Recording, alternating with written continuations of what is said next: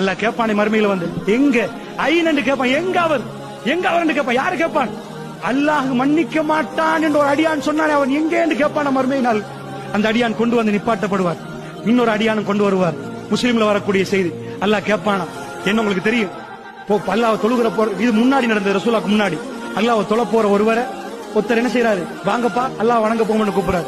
அவர் சொல்றாரு, என்ன பார்க்கவா அல்லாஹ் உன்னை படைச்சான். இவர் உடனே ஒரு வார்த்தை சொல்லிட்டார், அல்லாஹ் உன்னை மன்னிக்க மாட்டான்.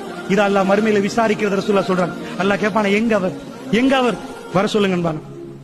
கூப்பிட்ட உடனே அல்லாஹ் கேட்பான, நான் இவரை மன்னிக்க மாட்டேன் என்று உனக்கு யாரு சொன்னது? என் அதிகாரம் உன் கையில் எப்படி கிடைச்சிச்சு? குடுவோம் நன்மை என்பான், குடுவோம் நன்மை அவருக்கு போன நரகத்தில் தூக்கி போடுவான். ஒரு வார்த்தை மன்னிப்பு அல்லாஹ்வுடைய கையில் இருக்கிறது. அல்லாஹ்வுடைய நல்லியலை இன்னைக்கு பார்க்கிறோம். நீ நரகவாசி, நீ அப்படி, நீ இப்படி தைரியமாக முஸ்லிம்கள் பேசுகிறார்கள். அல்லாஹ்